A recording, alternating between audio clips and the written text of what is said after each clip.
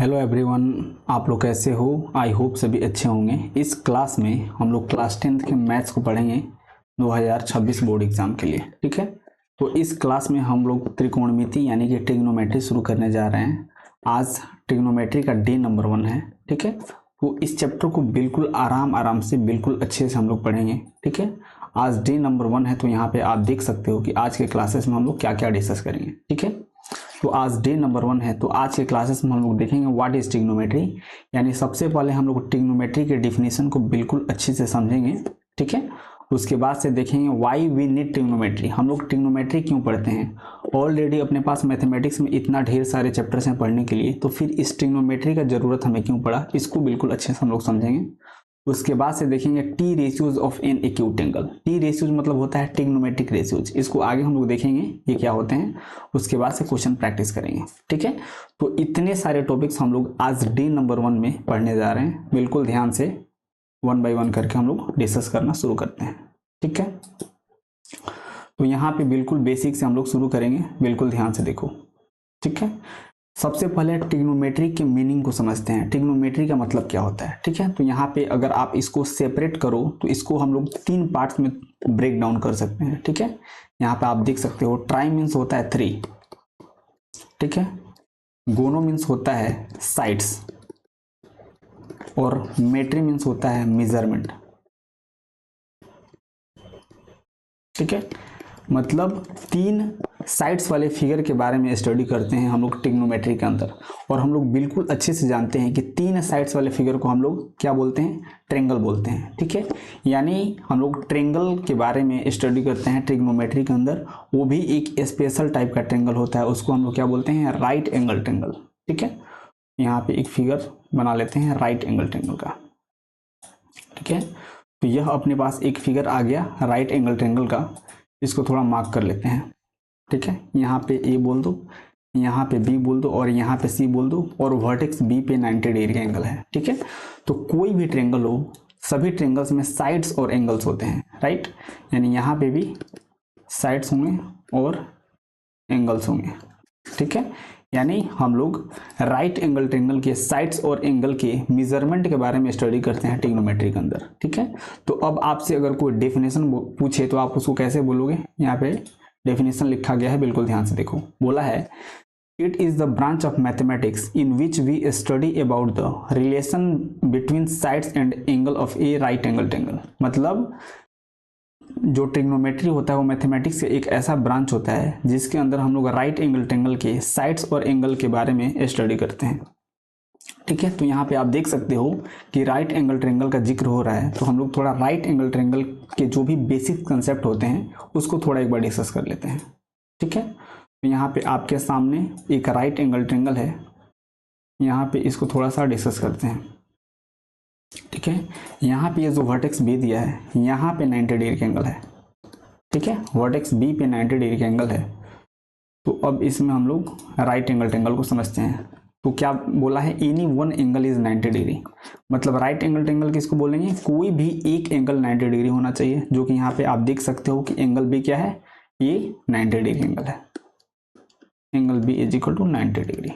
ठीक है, उसके बाद से नेक्स्ट बोल रहा है remaining 2 angles are acute angles. Acute angle means क्या होता है, जो भी एंगल 90 से छोटे होते हैं उनको हम लोग एक्यूट एंगल्स बोलते हैं। तो यहाँ पे आप देख सकते हो कि एंगल बी का वैल्यू 90 डिग्री है, तो जो बाकी 2 रिमेनिंग एंगल्स हैं, एंगल ए और एंगल सी, ये दोनों 90 डिग्री से छोटे होंगे और ये दोनों एंगल्स एक्यूट एंगल्स कहलाते हैं। बिकॉज हम लोग जानते हैं कि किसी भी ट्रेंगल के तीनों एंगल्स को जोड़ने पे 180 के इक्वल वैल्यू आता है। यानी यहाँ पे angle A plus angle B plus angle C is equal to 180 degree होगा। और हम लोग बिल्कुल अच्छे से जानते हैं कि जो एंगल बी है उसका वैल्यू 90 डिग्री के इक्वल है। यानी यहाँ से angle A plus angle C का जो वैल्यू होगा ये कितना हो जाएगा, ये 90 डिग्री हो जाएगा। ठीक है, आई होप बिल्कुल अच्छे से ये पॉइंट आप सबको समझ में आ रहा होगा। यानी किसी भी 2 एंगल्स को ऐड करने पर अगर वैल्यू 90 के इक्वल आता है तो दोनों एंगल्स एक दूसरे के कॉम्प्लीमेंट्री एंगल कहलाते हैं। मतलब जो भी कॉम्प्लीमेंट्री एंगल्स होते हैं वो हमेशा 90 डिग्री से छोटे होते हैं। यानी यहाँ पे एंगल ई और एंगल सी दोनों 90 से छोटे होंगे इंडिविजुअली, तभी इन दोनों को ऐड करने पे आपका एंगल 90 के इक्वल आ रहा है। ठीक है, अब थर्ड पॉइंट क्या बोल रहा है, थर्ड पॉइंट बोल रहा है पाइथागोरस थ्योरम होल्ड्स, मतलब राइट एंगल ट्रायंगल में एक पाइथागोरस थ्योरम होता है जो कि साइड्स के बेसिस पे रिलेटेड होता है, ये इसमें होल्ड करता है। अब ये क्या होता है, इस फिगर के हिसाब से अगर हम लोग पाइथागोरस थ्योरम यहाँ पे लिखना चाहें तो हम लोग लिखेंगे AC का square is equal to AB का स्क्वायर प्लस BC का स्क्वायर। ठीक है, तो आई होप बिल्कुल अच्छे से जो भी राइट एंगल ट्रायंगल्स के बेसिक्स थे आप सबको अच्छे से समझ में आ गया होगा। ठीक है, अब देखते हैं variation of base and perpendicular in right angle triangles. ठीक है, यानी जो राइट एंगल ट्रायंगल होता है उसमें जो हाइपोटेन्यूस होता है, मतलब यहाँ पे स्पेशल साइड्स के नेम होते हैं, उसको पहले अच्छे से समझ लो नहीं तो दिक्कत होगा। वैसे तो आप सबको पता होगा बट फिर भी एक बार बेसिक्स अच्छे से इसको डिस्कस करते हैं। ठीक है, जैसे मान लो इसको x बोल दो, इसको y बोल दो और इसको z बोल दो। ठीक है, वर्टेक्स y पे मान लेते हैं 90 डिग्री एंगल बन रहा है। अब यहाँ पे राइट एंगल ट्रायंगल में जो भी साइड्स होते हैं उनका स्पेशल नेम होता है। ठीक है, तो यहाँ पे ये जो तिरछा वाला जो साइड है x और z, इसको हम लोग हाइपोटेन्यूस बोलते हैं। ठीक है, इंग्लिश में हाइपोटेन्यूस बोलते हैं और इसका ये जो लेटर है h से स्टार्ट हो रहा है, इसको h से हम लोग डिनोट करते हैं। उसी प्रकार से एक्स वाई जो है इसको हम लोग क्या बोलते हैं, इसको हम लोग परपेंडिकुलर बोलते हैं, जिसको हम लोग P से डिनोट करते हैं। एंड ये जो ग्राउंड पे जो साइड है वाई जेड, इसको हम लोग बेस बोलते हैं, जिसको हम लोग B से डिनोट करते हैं। यहाँ पे ये जो भी वैल्यू मार्क किया गया है, ये एक्यूट एंगल जो जेड पे बन रहा है, इसको सपोज हम लोग थीटा एज्यूम कर लें तो इसके रिस्पेक्ट में हम लोग यहाँ पे परपेंडिकुलर बेस और हाइपोटेन्यूस को मार्क किए हैं। ठीक है, अब थोड़ा सा अपना एक्यूट एंगल चेंज करते हैं। एक बार एक्यूट एंगल x के रिस्पेक्ट में थोड़ा इन सब चीज़ों को मार्क करके अच्छे से देखते हैं। ठीक है, जैसे मान लो यहाँ पे एक फिर हम ट्रायंगल बना रहे हैं एंड यहाँ पे मार्क करेंगे एक बार x, यहाँ पे x बनाते हैं। ठीक है, x y और z। ठीक है, इसका पिछला वाला जो भी वैल्यूज हम लोग मार्क किए थे वो एक्यूट एंगल z के रिस्पेक्ट में हम लोग मार्क किए थे। यहाँ पे एक्यूट एंगल x के रिस्पेक्ट में मार्क करेंगे तो इसको हम लोग थीटा बोल रहे हैं। ठीक है, ये x और z वाला जो साइड है ये हमेशा हाइपोटेन्यूस का काम करेगा। ठीक है, केवल बेस और परपेंडिकुलर वेरी करता है। ठीक है, तो यहाँ पे जिस एक्यूट एंगल के रिस्पेक्ट हम लोग बात करते हैं, तिरछा वाला जो साइड होगा, जैसे कि यहाँ पे एक्स जेड है, ये हमेशा हाइपोटेन्यूस होगा। ये जो बाकी रिमेनिंग वाला साइड होगा ये बेस हो जाएगा और ये जो बच गया वाई जेड ये आपका परपेंडिकुलर हो जाएगा। ठीक है, इन दोनों फिगर को बिल्कुल ध्यान से देखो। यहाँ पे हम लोग एक्यूट एंगल जेड के रिस्पेक्ट में परपेंडिकुलर और बेस को देखें कि ये कैसे वेरी कर रहा है। ठीक है, यहाँ पे एक्यूट एंगल जेड के पास दो साइड है, जिसमें जो तिरछा वाला जो साइड है वो हमेशा हाइपोटेन्यूस होगा। ठीक है, और एक जो रिमेनिंग वाला साइड होगा ये बेस हो जाएगा और बाकी जो बच गया वो परपेंडिकुलर हो जाएगा। सेम उसी प्रकार से अगर आप यहाँ पे देखो तो एक्यूट एंगल जेड में दो साइड्स हैं, एक एक्स जेड और एक एक्स वाई। उसमें से ये जो तिरछा वाला साइड ये फिर हाइपोटेन्यूस हो गया, ये चेंज नहीं होता है, केवल बेस और परपेंडिकुलर चेंज होता है। ठीक है, तो एक बेस हो जाएगा और ये जो बच गया ये परपेंडिकुलर हो जाएगा। ठीक है, एक और फिगर बना के थोड़ा इसको अच्छे से समझते हैं। ठीक है, यहाँ से थोड़ा डिवाइड कर लेते हैं एंड यहाँ पे एक इधर फिगर बना लेते हैं। ठीक है, एंड एक इधर फिगर बना लेते हैं और इसको थोड़ा अच्छे से डिस्कस करते हैं। जैसे मान लो ये आपका L हो गया, ये M हो गया और ये N हो गया। ठीक है, वर्टेक्स M पे 90 डिग्री एंगल बन रहा है। सेम उसी प्रकार से यहाँ पे मान लो ये L हो गया, ये M हो गया और ये N हो गया। यहाँ पे वर्टेक्स M पे 90 डिग्री एंगल बन रहा है, दोनों ट्रायंगल बिल्कुल सेम है। अब यहाँ पे अपने पास दो एक्यूट एंगल्स हैं, एक L और एक N, तो दोनों के रिस्पेक्ट में 1 बाय 1 करके हम लोग यहाँ पे परपेंडिकुलर और बेस को देखेंगे कि ये कैसे वेरी कर रहा है। ठीक है, जो LN वाला जो साइड है ये हमेशा हाइपोटेन्यूस होगा, राइट, यानी जो LN है ये यहाँ पे हाइपोटेन्यूस होगा और यहाँ पे भी ये हाइपोटेन्यूस होगा, केवल परपेंडिकुलर और बेस वेरी करेगा। अब ये कैसे करेगा इसको ध्यान से देखो। सबसे पहले ये जो पहला वाला ट्रायंगल है इसमें एक्यूट एंगल N के रिस्पेक्ट में बात करते हैं, इसको कुछ देर के लिए थीटा बोल देते हैं। तो यहाँ पे आप देख रहे हो कि एक्यूट एंगल एन के पास दो साइड है, एक एल एन और एक एम एन। तो एल एन को हम लोग ऑलरेडी हाइपोटेन्यूज मार्क कर चुके हैं, यानी जो बच गया ये आपका बेस हो जाएगा, राइट, ये बेस हो जाएगा। और ये जो थर्ड वाला साइड, जो रिमेनिंग साइड बच गया, ये आपका परपेंडिकुलर हो जाएगा, ठीक है। सेम इसी प्रकार से यहाँ पे आप देख सकते हो, यहाँ पे हम लोग एक्यूट एंगल एल के रिस्पेक्ट में बात करेंगे। इसको अब थीटा अगर आप बोलोगे तो यहाँ पे भी दो साइड है, जिसको ऑलरेडी आप एक को एच बोल चुके हो, तो दूसरा वाला ये आपका बेस हो जाएगा, और जो थर्ड रिमेनिंग साइड बच गया ये आपका परपेंडिकुलर का काम करेगा। तो आप देख सकते हो कि जैसे जैसे आपका एक्यूट एंगल चेंज होता है उसके रिस्पेक्ट में परपेंडिकुलर और बेस चेंज होता है, हाइपोटेन्यूज सेम होता है, जैसे कि आप यहाँ पे देख सकते हो, ठीक है। तो अब यहाँ पे कुछ क्वेश्चंस आपके सामने हैं, वन बाय वन करके इसको बताना है कि इन ट्रायंगल्स में कौन कौन से बेस होंगे, कौन परपेंडिकुलर होगा और कौन हाइपोटेन्यूज होगा, राइट। तो यहाँ पे आप फिगर को देख करके बता सकते हो कि वर्टेक्स बी पे 90 डिग्री एंगल बन रहा है, ठीक है।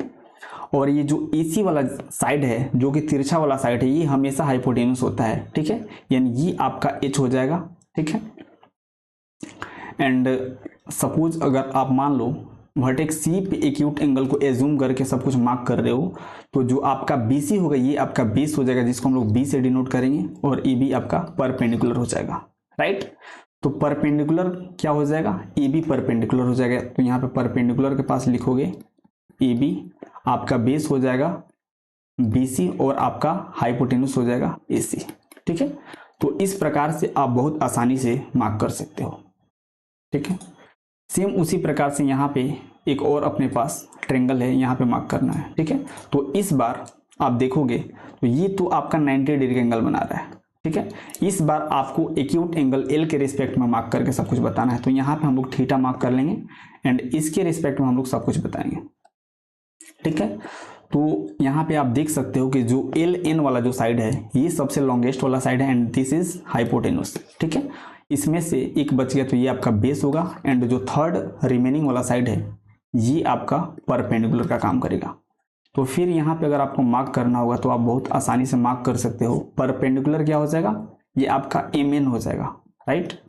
M N is perpendicular, and base क्या हो जाएगा, एल एम हो जाएगा, एंड हाइपोटेन्यूज क्या हो जाएगा, एल एन हो जाएगा, ठीक है। सेम इसी प्रकार से अपने पास एक और क्वेश्चन है, इसको भी सेम वैसे ही करना है। इस बार आप क्या करोगे, एक्यूट एंगल एक्स के रिस्पेक्ट में सब कुछ मार्क करोगे, तो इसको हम थीटा बोलते हैं। और यहाँ पे आप देख सकते हो कि वाई पे 90 डिग्री एंगल बनेगा, ठीक है। तो यहाँ पे भी सेम वही काम करना है। ये जो तिरछा वाला जो साइड है एक्स जेड, ये आपका हाइपोटेन्यूज हो जाएगा, ठीक है।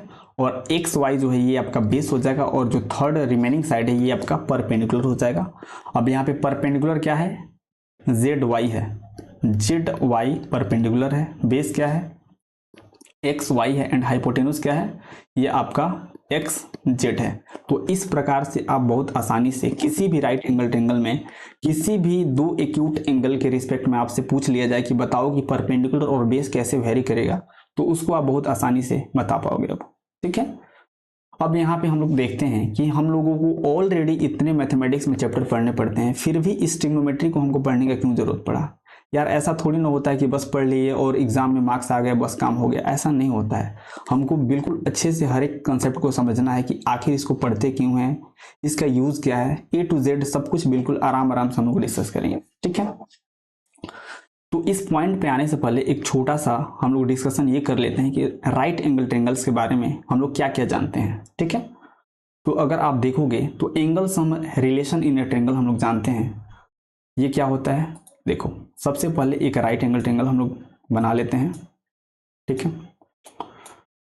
एंड इसमें पहले मार्क कर लेते हैं, इसको आप बोल दो ए, इसको बोल दो बी, और इसको बोल दो सी। यहाँ पे आप देख सकते हो कि वर्टेक्स बी पे 90 डिग्री एंगल बन रहा है, ठीक है। एंगल सम रिलेशन क्या होता है, हम लोग जानते हैं कि किसी भी ट्रायंगल के तीनों इंटीरियर एंगल का जो सम होता है वह 180 के इक्वल होता है, यानी यहाँ पे भी सेम होगा, यानी angle A plus angle B plus angle C का जो सम होगा that is equal to 180 degree, right. तो यहाँ पे अपने पास ये रूल बहुत पहले से था। सेम इसी प्रकार से हम लोग जानते हैं पाइथागोरस थ्योरम, यानी राइट एंगल ट्रायंगल के अंदर पाइथागोरस थ्योरम क्या होता है, ये साइड्स के रिलेशन को बताता है। ठीक है, तो अगर इसको इस फिगर में लिखना पड़े तो हम लोग कैसे लिखेंगे, यहाँ पे अगर आप ध्यान से देख पाओ तो वर्टेक्स बी पे 90 डिग्री का एंगल बनेगा, राइट। एंड यहाँ पे हम लोग पाइथागोरस थ्योरम लिखेंगे तो क्या हो जाएगा, ये हो जाए आपका AC का square is equal to AB का स्क्वायर प्लस BC का स्क्वायर। ठीक है, तो ये होता है आपका पाइथागोरस थ्योरम, जो कि हमें साइड्स के बारे में रिलेशन बताता है। ये हम लोग यूज कब करते हैं, अगर किसी भी राइट एंगल ट्रायंगल में आपको कोई दो साइड दिया हो और तीसरा साइड हमसे पूछ ले तो हम लोग इस फॉर्मूला का यूज करते हैं थर्ड साइड को कैलकुलेट करने के लिए। ठीक है, सेम उसी प्रकार से अगर किसी भी ट्रायंगल में अगर आपको दो एंगल दे दे और तीसरा एंगल आपसे पूछ ले तो हम लोग ये एंगल सम रिलेशन यूज करते हैं थर्ड एंगल को कैलकुलेट करने के लिए, राइट। लेकिन अगर आपसे एक हम सवाल अब पूछें फिर आपको पता चलेगा कि हमें ट्रिग्नोमेट्री का क्यों जरूरत पड़ा। बिल्कुल ध्यान से सुनो, अब अपने पास एक नया प्रॉब्लम आ चुका है, बिल्कुल ध्यान से सुनो। इसको बोलते हैं x, इसको बोलते हैं y और इसको बोलते हैं z एंड वर्टेक्स y पे 90 डिग्री एंगल बन रहा है। ठीक है, कुछ देर के लिए मान लेते हैं कि जो एक्यूट एंगल z है इसका जो वैल्यू है ये 60 डिग्री की इक्वल है। ठीक है, और एक्स जेड का जो वैल्यू है ये मान लेते हैं 5 सेंटीमीटर के इक्वल है। अब सवाल ये है कि आपको बताना है इस राइट एंगल ट्रायंगल में एक्स वाई का लेंथ कितना होगा एंड सेकंड वाई जेड का लेंथ कितना होगा। ठीक है, तो जो भी आपके पास पहले से इंफॉर्मेशन था, देखो तो पहले से हम लोग क्या क्या जानते थे, हम लोग angle sum relation in a triangle जानते थे, राइट, एंड पाइथागोरस थ्योरम जानते थे। तो इन दोनों की मदद से हम लोग इस प्रॉब्लम को सॉल्व नहीं कर सकते हैं। क्यों भैया, क्यों नहीं कर सकते हैं, बिकॉज हम लोग जानते हैं जो एंगल सम रिलेशन होता है, यहाँ पे आप देखो जो ये वाला फॉर्मूला होता है इसको हम लोग तभी अप्लाई कर सकते हैं जब किसी भी ट्रायंगल के हमें एटलीस्ट दो एंगल्स पता हो और तीसरा हमें कैलकुलेट करना हो। ठीक है, सेम उसी प्रकार से यहाँ पे इस फॉर्मूला को हम लोग तभी यूज कर सकते हैं जब हमें कोई दो साइड्स एटलीस्ट पता हो, तब हम लोग थर्ड साइड को कैलकुलेट करने के लिए कर सकते हैं। लेकिन अपने पास जो प्रॉब्लम दिया गया है इसको अगर आप ध्यान से देखोगे तो दोनों में से कोई यहाँ पे अप्लाई नहीं हो रहा है। ठीक है, अगर सपोज मान लो अगर एंगल सम रिलेशन आप अप्लाई करके एंगल एक्स को आप कैलकुलेट भी कर ले रहे हो तो भी आप इस वाले ट्रायंगल के साइड तक नहीं पहुंच पाओगे, बिकॉज अपने पास कोई ऐसा रिलेशन ही नहीं है जो कि साइड और एंगल को रिलेट करता हुआ हमको रिलेशन दे।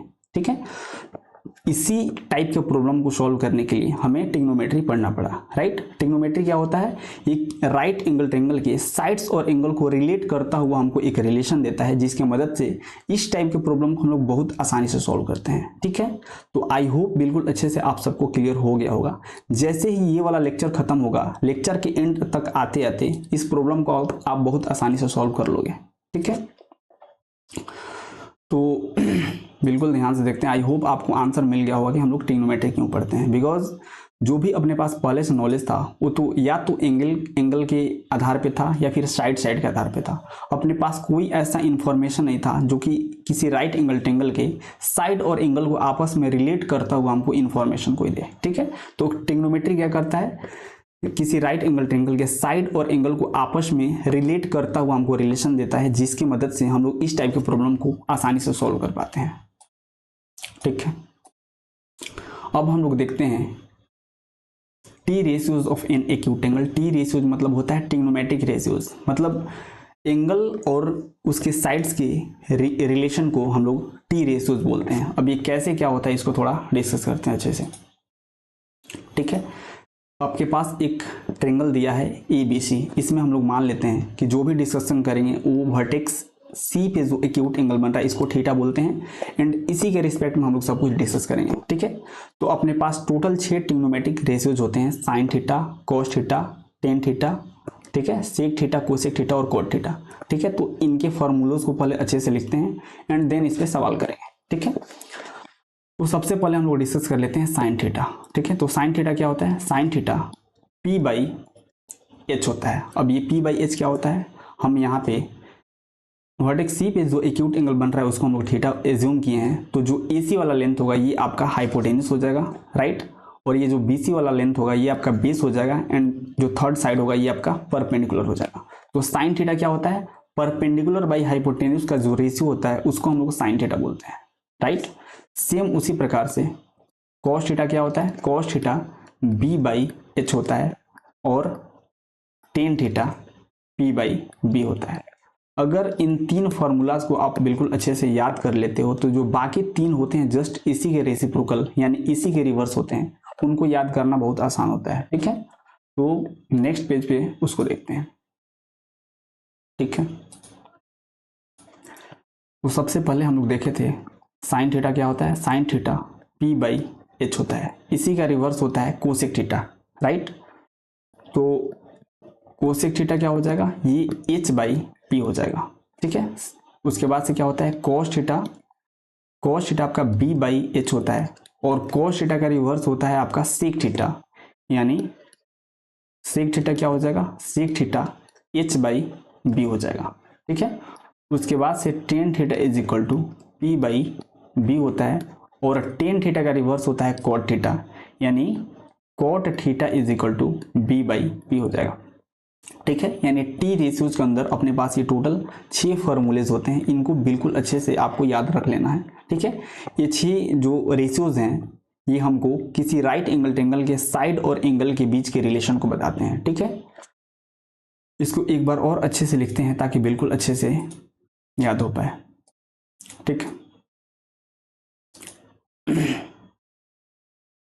सबसे पहले साइन थीटा था, वो साइन थीटा क्या होता है, sine theta P by H होता है, इसी का रेसिप्रोकल कोसेक थीटा होता है, यानी cosec theta is equal to H by P हो जाएगा। यानी अगर आपको साइन थीटा का वैल्यू पता है तो उसी को आप रिवर्स कर दोगे तो आपको कोसेक थीटा मिल जाएगा, राइट। उसके बाद से क्या था, cos theta is equal to B by H होता है, यहां से आप sec theta H by B बता सकते हो।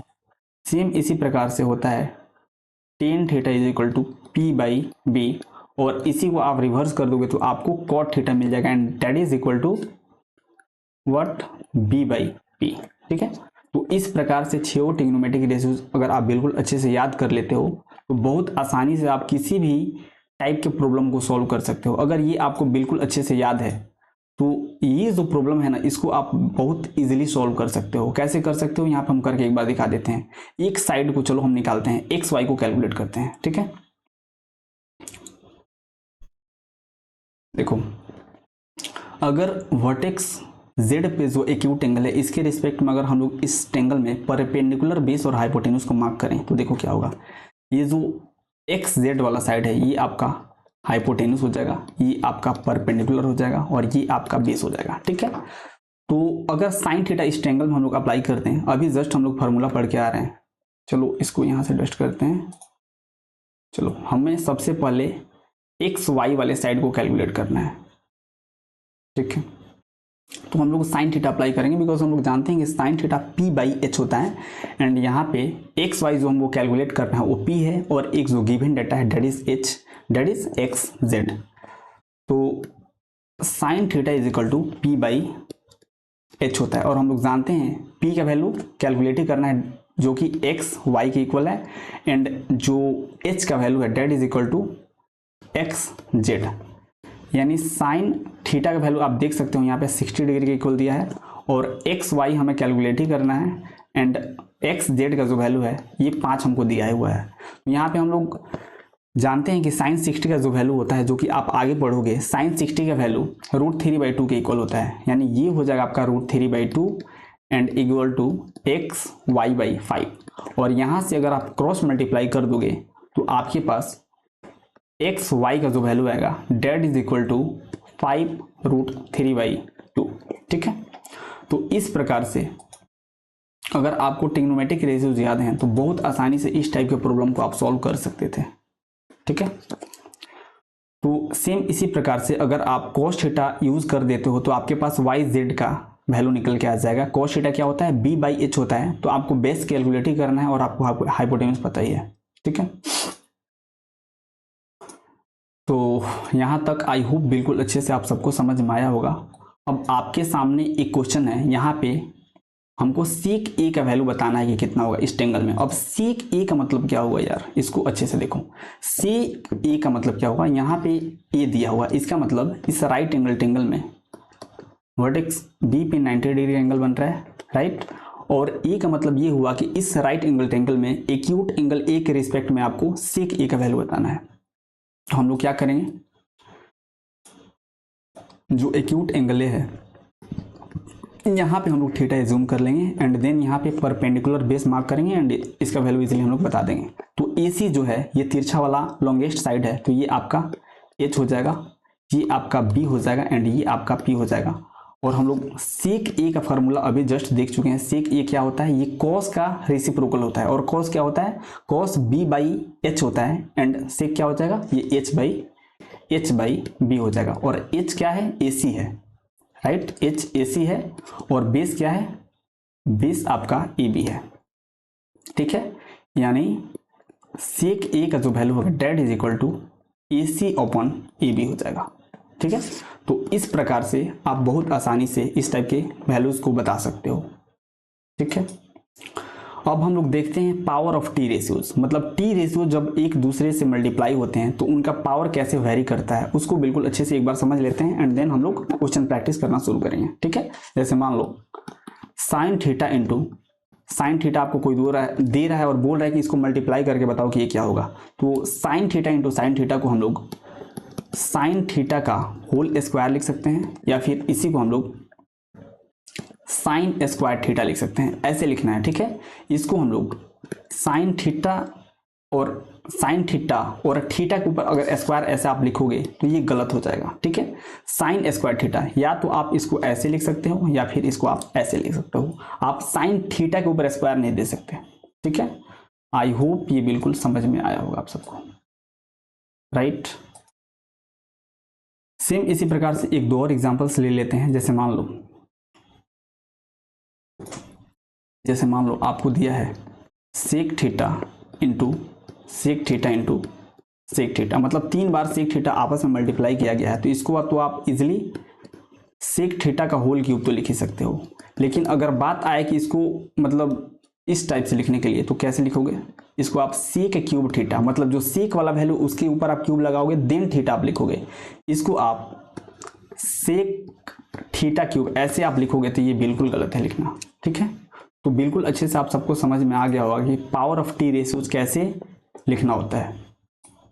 एक और एग्जांपल लेते हैं। मान लो cosec theta into cosec theta है, तो इसको अब आप बिल्कुल अच्छे से आप लोग समझ गए होंगे कि इसको हम लोग कोसेक थीटा का होल स्क्वायर या तो ऐसे लिख सकते हैं या फिर इसी को कोसेक स्क्वायर थीटा ऐसे लिख सकते हैं। इसको हम लोग कोसेक थीटा स्क्वायर ऐसे नहीं लिख सकते हैं, ये बिल्कुल गलत है, ठीक है। यहाँ तक बिल्कुल अच्छे से सब कुछ समझ में आ गया होगा। अब हम लोग क्या करेंगे, अब यहाँ से अपने पास क्वेश्चन आ गया है, 1 बाय 1 करके अब क्वेश्चन प्रैक्टिस करना हम लोग शुरू करते हैं। तो पहले क्वेश्चन पढ़ लेते हैं। बोल रहा है इन ए ट्रेंगल ABC, ठीक है, राइट एंगल एट B, मतलब वर्टेक्स B पे 90 डिग्री एंगल बनेगा और AB का जो वैल्यू है वो 5 सेंटीमीटर के इक्वल है और BC का जो वैल्यू है that is equal to 12 centimetre, ठीक है। तो फाइंड द वैल्यू ऑफ, क्या क्या निकालना है हमें, साइन A निकालना है, साइन C निकालना है, कॉट A निकालना है और कॉट C निकालना है, ठीक है। जो भी वैल्यू कैलकुलेट करना है ये तो बाद का बात है, सबसे पहले एक राइट एंगल ट्रेंगल को यहाँ पे बना लेते हैं, ठीक है। तो आपके सामने यहाँ पे हम लोग एक राइट एंगल ट्रेंगल बना लिए हैं। अब जो भी डेटा बोल रहा है सबसे पहले यहाँ पे हम लोग मार्क कर लेते हैं, ठीक है। बोल रहा था कि जहाँ पे 90 डिग्री का एंगल बन रहा है ना उसको हमको B बोलना पड़ेगा, ठीक है। तो यहाँ पे हम लोग B बोल दे रहे हैं। अब हमें ट्रेंगल ABC मार्क करना है, जिससे हम लोग B ऑलरेडी मार्क कर चुके हैं, तो अपने पास A और C बच गया, तो कहीं भी A और कहीं भी C आप बोल दो। तो मान लो यहाँ पे A और यहाँ पे हम C बोल दे रहे हैं, ठीक है। अब हमको AB का जो वैल्यू है, AB का वैल्यू 5 सेंटीमीटर के इक्वल दिया है, ठीक है, और BC का वैल्यू 12 सेंटीमीटर के इक्वल दिया है, ठीक है। क्वेश्चन में क्या क्या डेटा कैलकुलेट करना है ये तो बाद का बात है, सबसे पहले इस राइट एंगल ट्रेंगल के AC वाले लेंथ को कैलकुलेट करते हैं पाइथागोरस थ्योरम यूज करके, ठीक है। तो नेक्स्ट पेज पे हम लोग क्या करेंगे, ट्रेंगल ABC में हम लोग पाइथागोरस थ्योरम यूज करेंगे, ठीक है। तो यहाँ पे लिखेंगे in triangle ABC using Pythagoras theorem, ठीक है। यूजिंग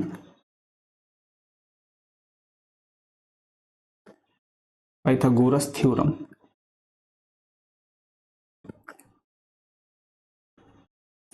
यहाँ पे हम लोग पाइथागोरस थ्योरम यूज कर रहे हैं, तो पाइथागोरस थ्योरम क्या हो जाएगा आप सबको पता होना चाहिए।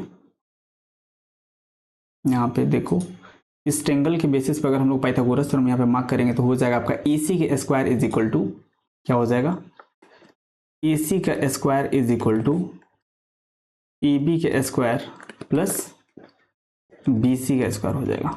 ठीक है, ये पाइथागोरस थ्योरम है। अब वैल्यू दिया है, यहाँ पे वैल्यू हम लोग पुट करेंगे और यहाँ से अपने पास डेटा निकल के आ जाएगा। हमको AC कैलकुलेट करना है, AB का वैल्यू 5 सेंटीमीटर दिया है और BC का वैल्यू 12 सेंटीमीटर दिया है, राइट। यानी ये 5 का स्क्वायर हो जाएगा प्लस ये 12 का स्क्वायर हो जाएगा, यानी ये हो जाएगा आपका 25 प्लस ये हो जाएगा 144, यानी AC इज इक्वल टू क्या हो जाएगा, ये रूट अंडर 169 हो जाएगा, राइट। ये रूट अंडर 169 हो जाएगा, यानी यहाँ से AC का जो वैल्यू है यह 13 सेंटीमीटर के इक्वल आपके पास निकल के आ जाएगा। ठीक है, यानी ये वाला जो वैल्यू है AC वाला, ये 13 सेंटीमीटर निकल के आ गया। अब हमसे जो जो पूछा है उन सबको हम लोग इजीली कैलकुलेट कर सकते हैं। सबसे पहले हम लोग साइन A और कॉट A को कैलकुलेट करते हैं, बिकॉज दोनों में एक्यूट एंगल A है। ठीक है, तो एक ट्रेंगल बनाते हैं और एक्यूट एंगल A का मतलब ये हुआ कि जो भी आपके पास राइट एंगल ट्रेंगल यहाँ पे दिख रहा है, एक्यूट एंगल A के रिस्पेक्ट में आपको परपेंडिकुलर, बेस और हाइपोटेन्यूस मार्क करना है, फिर आपको साइन थीटा और कॉट थीटा को कैलकुलेट कर लेना है। ठीक है, तो हम लोग क्या करेंगे, एक ट्रेंगल बनाते हैं और वहां से साइन A और कॉट A को कैलकुलेट करते हैं। ठीक है, यहाँ पे हम लोग एक राइट एंगल ट्रेंगल बना लेते हैं। ठीक है, तो सेम वही वाला राइट एंगल ट्रेंगल हम लोग यहाँ पे ड्रॉ कर लेंगे। तो यहाँ पे क्या हो जाएगा, ये आपका A हो जाएगा, ये B हो जाएगा, ये C हो जाएगा। AB का वैल्यू आपको कितना दिया था, ये 5 सेंटीमीटर दिया था, ये कितना था, ये आई थिंक 12 सेंटीमीटर था, और हम लोग AC कैलकुलेट किए थे, ये 13 सेंटीमीटर के इक्वल था, और वर्टेक्स B पे 90 डिग्री का एंगल बन रहा था, और यहाँ से हमको साइन A और कॉट A कैलकुलेट करना है, यानी एक्यूट एंगल A को हम लोग थीटा एज्यूम कर लेंगे। ठीक है, यानी अगर एक्यूट एंगल A को हम लोग थीटा एज्यूम कर लें तो इसके रिस्पेक्ट में हमें यहाँ पे परपेंडिकुलर, बेस और हाइपोटेन्यूस मार्क करना है। तो जो AC वाला लेंथ है ये आपका हाइपोटेन्यूस यानी कि H हो जाएगा, AB वाला लेंथ बेस हो जाएगा, और ये थर्ड साइड आपका परपेंडिकुलर हो जाएगा, राइट। अब यहां से देखो, साइन A को कैलकुलेट करना है, तो साइन A क्या होगा, ये P/H होगा। ठीक है, तो P का वैल्यू कितना है, P का वैल्यू 12 है, और H का वैल्यू कितना है, H का वैल्यू 13 है, यानी यहां से आप बोल सकते हो sine A is equal to 12/13। ठीक है, सेम इसी प्रकार से आप कॉट A भी कैलकुलेट कर सकते हो, तो कॉट A को भी यहीं पे कैलकुलेट कर लेते हैं इधर। ठीक है, तो कॉट A कैलकुलेट करना है। ठीक है, तो कॉट क्या होता है, ये 10 का रेसिप्रोकल होता है, और 10 P/B होता है, यानी ये B/P हो जाएगा, राइट। ये B/P हो जाएगा, और B का वैल्यू हमको 5 सेंटीमीटर दिया है और P का वैल्यू 12 दिया है, यानी कॉट A जो होगा डेट इज इक्वल टू 5/12। तो इस प्रकार से आप बहुत आसानी से कॉट A और साइन A को कैलकुलेट कर सकते थे। ठीक है, अब हमको क्या क्या करना है, अब हमको साइन C और कॉट C को कैलकुलेट करना है। तो हम लोग एक और ट्रेंगल बनाएंगे और एक्यूट एंगल C के रिस्पेक्ट में हम लोग सब कुछ मार्क करेंगे और वहां से इजीली इसको कैलकुलेट कर लेंगे। ठीक है, तो यहाँ पे फिर एक ट्रेंगल बनाते हैं, सेम वही वाला ट्रेंगल, और जो भी डेटा दिया था उसको यहाँ पे मार्क करेंगे एंड कैलकुलेट कर लेंगे। ठीक है, तो फिर ये आपका A हो जाएगा, ये B हो जाएगा, और ये आपका C हो जाएगा। ठीक है, अब यहाँ पे हम लोग C के रिस्पेक्ट में सब कुछ मार्क करेंगे, तो यहाँ पे C को हम लोग थीटा बोल देंगे। ये हम लोग 13 सेंटीमीटर कैलकुलेट किए थे, ये 5 सेंटीमीटर दिया था, और ये 12 सेंटीमीटर हमको दिया था, और वर्टेक्स B पे 90 डिग्री का एंगल बन रहा था, राइट। अब बिल्कुल ध्यान से देखो, अगर एक्यूट एंगल सी के रिस्पेक्ट में यहाँ पे हम बात करें तो ए सी तो आपका एच हो जाएगा, ये तो कभी चेंज नहीं होगा, राइट। ये बी सी का जो वैल्यू है ये बेस हो जाएगा और ये आपका परपेंडिकुलर हो जाएगा, ठीक है। अब यहाँ से हम लोग क्या करेंगे, अब यहाँ से हम लोग साइन सी और कोट सी को कैलकुलेट करेंगे। सबसे पहले साइन सी कैलकुलेट करते हैं, ठीक है। साइन सी को कैलकुलेट करेंगे तो साइन का जो फॉर्मूला होता है वो तो P बाई एच ही होता है, लेकिन यहाँ पे C है, इसका मतलब हुआ कि आप जो भी ट्रेंगल बनेगा उसमें C के रिस्पेक्ट में परपेंडिकुलर बेस और हाइपोटेन्यूज को मार्क करके साइन वाला फॉर्मूला लगा के वहां के वैल्यू को कैलकुलेट करोगे, ठीक है। तो यहाँ पे P क्या है आप देख सकते हो, यहाँ पे P है 5 और H क्या है 13, यानी जो साइन C का वैल्यू होगा डेट इज 5/13, ठीक है। सेम इसी प्रकार से हम लोग क्या करेंगे, कॉट सी को कैलकुलेट कर लेंगे, ठीक है। तो कॉट सी, कॉट क्या होता है, ये भी 10 का रेसिप्रोकल होता है और 10 P/B होता है, यानी ये क्या हो जाएगा, ये B/P हो जाएगा और B का वैल्यू 12 है और P का वैल्यू 5 है, यानी यहां से आप कॉट सी का वैल्यू 12/5 बता सकते हो, ठीक। तो इस प्रकार से हम लोग क्वेश्चन नंबर 1 को बहुत आसानी से सॉल्व कर सकते हैं। यहाँ पे आप देख सकते हो कि जो जो डेटा हमसे पूछा था हम लोग सबको बहुत आसानी से कैलकुलेट कर चुके हैं, ठीक है। अब सेम इसी प्रकार से नेक्स्ट क्वेश्चन देखते हैं कि वो कैसे सॉल्व होगा, ठीक है। तो अगला क्वेश्चन अपने सामने है, इसको एक बार बिल्कुल अच्छे से डिस्कस करते हैं। बोल रहा है if sine A is equal to 4/5 then find all other trigonometric ratios of angle A. मतलब टोटल अपने पास 6 ट्रिग्नोमेट्रिक रेशियोज होते हैं, जिसमें से हमको एक साइन ए का वैल्यू दे दिया है, तो बाकी जो रिमेनिंग 5 ट्रिग्नोमेट्रिक रेशियोज हैं इसकी मदद से हमको उसको कैलकुलेट करना है, ठीक है। तो यहाँ पे हमको कोई भी ट्रेंगल नहीं दिया है, तो हम लोग क्या करेंगे, अपने मन से यहाँ पे एक हम लोग राइट एंगल ट्रेंगल बनाएंगे एंड देन सभी डेटा को कैलकुलेट करेंगे, राइट। तो यहाँ पे पहले एक राइट एंगल ट्रेंगल हम लोग ड्रॉ कर लेते हैं, ठीक है। इसको थोड़ा मार्क कर लेते हैं, अब इसका नेम मार्क कर लेते हैं, इसको बोल देते हैं ए, इसको बी और इसको सी, ठीक है। और वर्टेक्स बी पे 90 डिग्री एंगल बना लेते हैं, ठीक है। तो साइन ए का वैल्यू हमको 4/5 दिया है, तो थोड़ा साइड में इसको थोड़ा बिल्कुल अच्छे से समझो, ठीक है। Sine A is equal to 4/5, sine का फॉर्मूला क्या होता है, साइन P/H होता है, ठीक है। तो यहां से आप डायरेक्टली P का वैल्यू 4 और H का वैल्यू 5 नहीं बोल सकते हो, ठीक है। P इज इक्वल टू 4 और H इज इक्वल टू 5 बोलना बिल्कुल गलत होगा। अब ये क्यों गलत होगा इसको बिल्कुल अब ध्यान से सुनो, ठीक है। जैसे मान लो अगर आपके पास P का वैल्यू 4 और H का वैल्यू 5 होता तब साइन थीटा कितना होता, साइन थीटा साइन ए कितना होता, साइन ए जो कि वैल्यू क्वेश्चन में दिया था, तो साइन ए क्या होता, ये साइन ए P/H होता और ये आपका 4/5 हो जाता जितना कि क्वेश्चन में हमको दिया था। देखो इधर साइन ए का वैल्यू 4/5 क्वेश्चन में दिया था, लेकिन अगर यहीं पे हम लोग वैल्यू चेंज करें, अगर हम लोग P के प्लेस पे 8 रखें और H के प्लेस पे 10 रखें, तो भी जब आप साइन ए कैलकुलेट करोगे तो ये P/H ही होगा और P का वैल्यू 8 और H का वैल्यू 10 होगा, फिर ये कैंसिल आउट होगा, तो आपके पास 4/5 यानी साइन ए का वैल्यू है ये 4/5 ही मिलेगा। मतलब P और H का वैल्यू बहुत सारा हो सकता है जिसका वैल्यू हमें साइन ए के फॉर्म में 4/5 के ही इक्वल दे, ये हमको रेशियो बताता है। यानी हम लोग यहाँ से डायरेक्टली ये नहीं बोल सकते कि यहाँ पे इस क्वेश्चन में P का वैल्यू 4 और H का वैल्यू 5 ही रहा होगा, राइट। ये शॉर्टेस्ट फॉर्म में कुछ और भी वैल्यू हो सकता है, लेकिन कैंसल आउट होने के बाद से अपने पास साइन ए का रेशियो इतना निकल गया है, राइट। तो हम लोग क्या करेंगे, यहाँ पे आप देखो जब P का और H का वैल्यू इतना दिया था तो यहाँ से ऊपर और नीचे से सेम ही फैक्टर कैंसिल आउट हुआ है। क्या कैंसिल आउट हुआ है, ऊपर से भी 2 और नीचे से भी 2 कैंसिल आउट हुआ है, राइट। यानी कभी भी हम लोग रेशियो कैलकुलेट करते हैं तो न्यूमरेटर और डिनोमिनेटर से सेम फैक्टर कैंसिल आउट होता है। तो हम लोग क्या करेंगे, कभी भी इस टाइप से हमको रेशियो दिया हुआ हो तो एक वेरिएबल से हम लोग मल्टीप्लाई करते हैं, ठीक है। तो हम लोग डायरेक्टली यहाँ पे P और H को मार्क नहीं करेंगे, वहां पे दोनों वैल्यूज में एक वेरिएबल से मल्टीप्लाई करेंगे, ठीक है।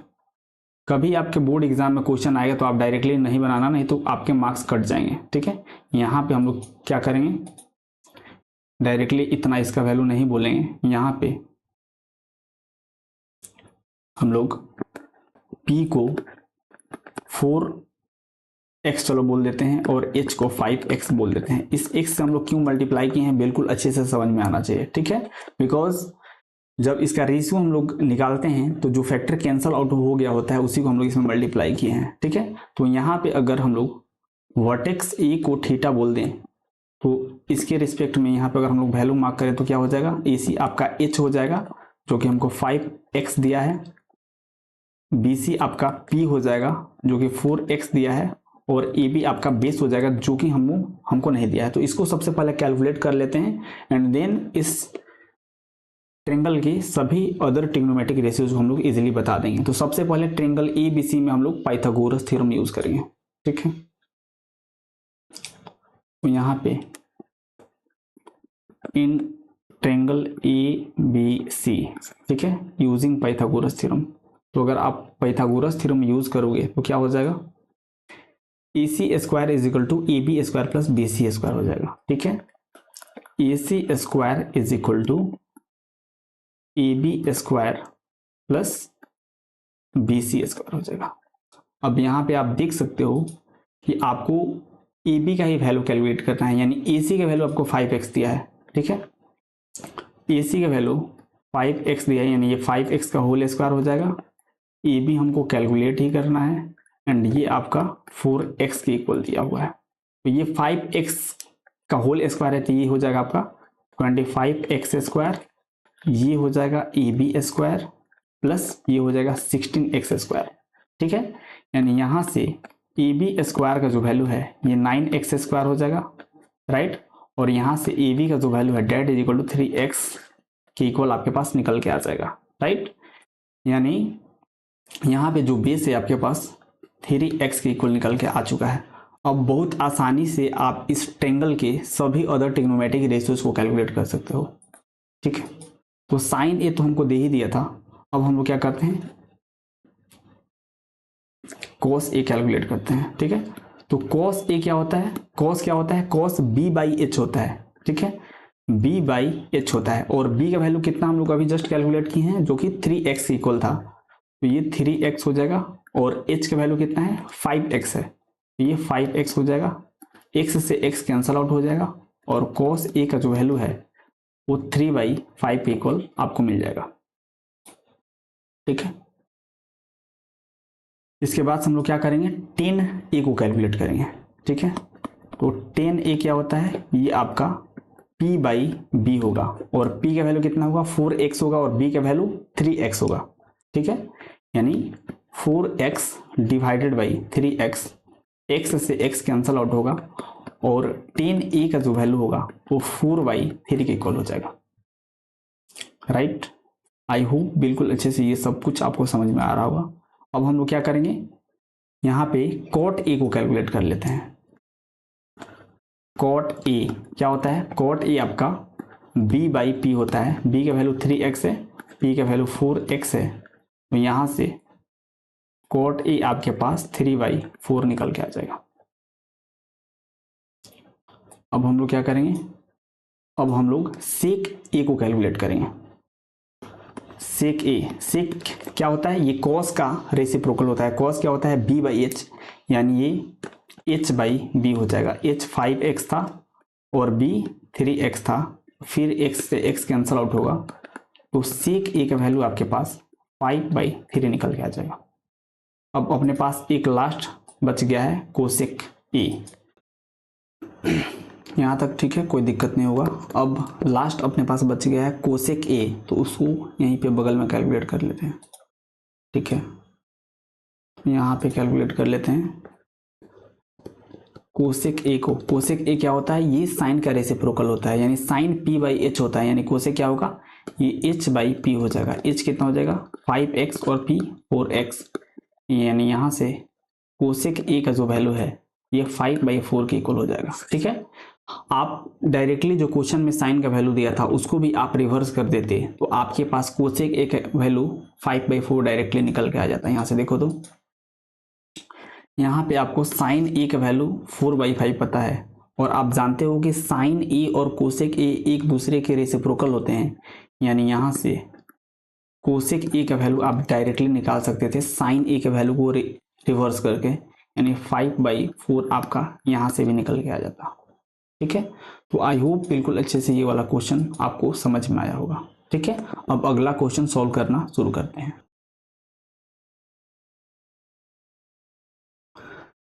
अभी लास्ट क्वेश्चन इस लेक्चर का है, इसको अच्छे से पढ़ते हैं और बहुत इंटरेस्टिंग क्वेश्चन है, इसको देखते हैं कि ये कैसे सॉल्व होगा। ठीक है, पहले क्वेश्चन को पढ़ लेते हैं। क्वेश्चन क्या बोल रहा है? बोल रहा है in the adjoining figure angle B is equal to 90 degree. मतलब यहाँ पे वर्टेक्स बी पे 90 डिग्री का एंगल बन रहा है। उसके बाद से क्या बोल रहा है? Angle B A C is equal to theta, यानी एंगल बी ए सी ये आपको थीटा दिया है। और क्या बोला है? B C is equal to C D, यानी बी सी जो है वह सी डी के इक्वल है और दोनों का वैल्यू 4 के इक्वल है।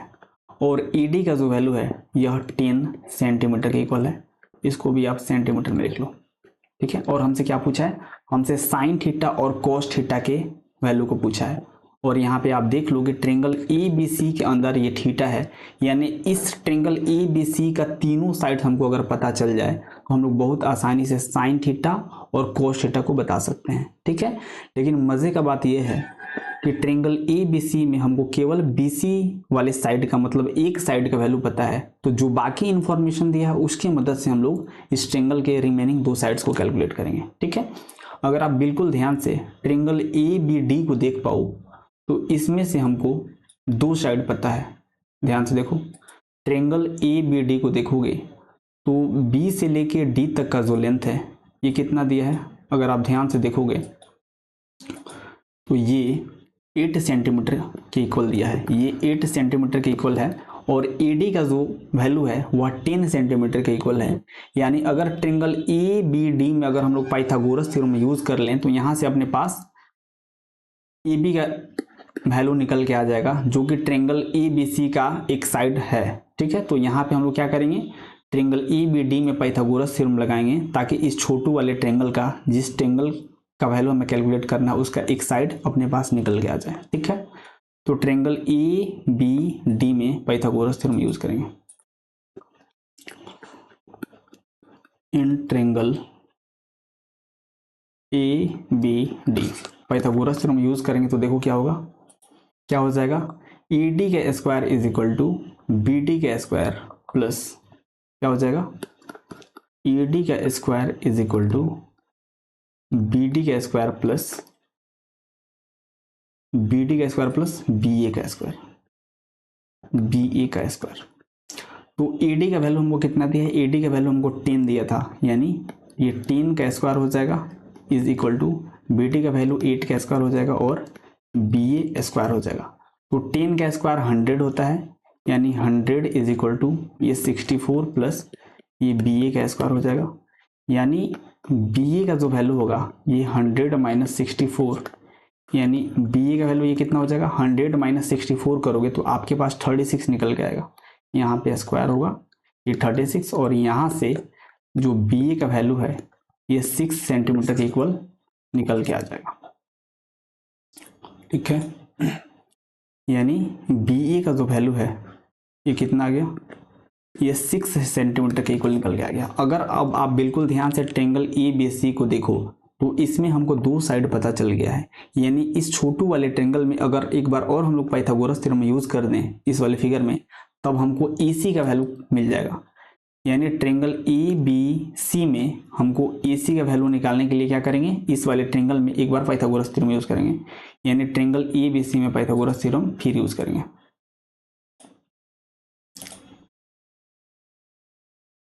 इन ट्रेंगल ए बी सी, इसमें पाइथागोरस थ्योरम अगर हम लोग यूज कर दें तो हम लोग बहुत आसानी से ए सी को कैलकुलेट कर सकते हैं, राइट? यानी ए सी का square is equal to A B का स्क्वायर प्लस बी सी का स्क्वायर। तो ए सी का स्क्वायर तो हमको कैलकुलेट ही करना है, राइट? ए बी का वैल्यू कितना दिया है? ए बी का वैल्यू 6 दिया है और बी सी का वैल्यू 4 दिया है। ए बी का वैल्यू 6 दिया है, यानी ये 6 का स्क्वायर और ये 4 का स्क्वायर हो जाएगा, यानी ये 36 हो जाएगा और ये 16 हो जाएगा, यानी ए सी का स्क्वायर इज इक्वल टू ये कितना हो जाएगा, ये 52 हो जाएगा। ठीक है, यानी A C is equal to root under 52 होगा, और इसका प्राइम फैक्टराइजेशन आप करोगे तो आपके पास जो ए सी का वैल्यू है ये 2 रूट 13 निकल के आ जाएगा। ठीक है,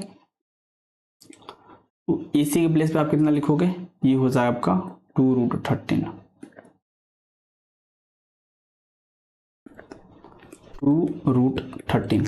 तो ट्रेंगल ए बी सी में अगर आप ध्यान से देखो, वर्टेक्स ए पे थीटा बन रहा है, तो ये आपका बेस हो जाएगा, ये आपका हाइपोटेन्यूस हो जाएगा और ये आपका परपेंडिकुलर हो जाएगा। यानी बी का वैल्यू 6 है और पी का वैल्यू 4 है। ठीक है, एक बार यहाँ पे लिख लेते हैं, बी का वैल्यू 6 सेंटीमीटर था, पी का वैल्यू 4 सेंटीमीटर था और एच का वैल्यू 2 रूट 13 सेंटीमीटर है। ठीक है, यानी जिस ट्रेंगल में हमसे ट्रिग्नोमेट्रिक रेशियोज का वैल्यू पूछा था, उस ट्रेंगल के हम लोग तीनों साइड्स को कैलकुलेट कर लिए हैं।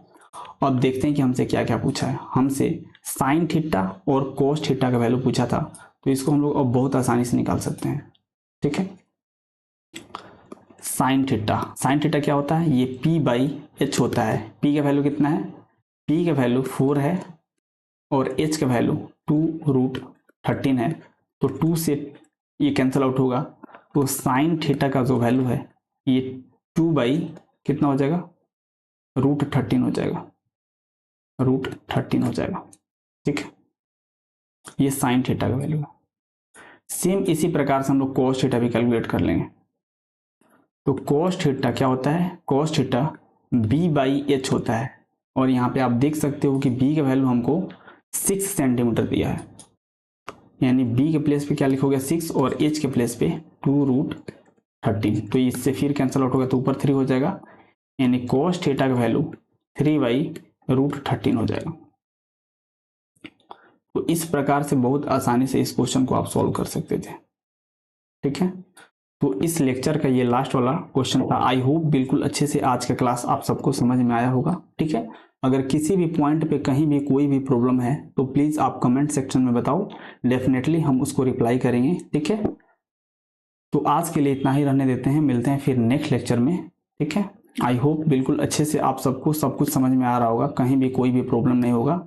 ठीक है, अब 1 बाय 1 करके डेली मतलब लेक्चर्स आते जाएंगे और ट्रिग्नोमेट्री को बिल्कुल अच्छे से हम लोग पढ़ेंगे, बिकॉज ये बहुत ज़्यादा स्कोरिंग चैप्टर्स में से एक है। ठीक है, तो मिलते हैं फिर नेक्स्ट क्लास में, तब तक के लिए have a good day, take care, bye.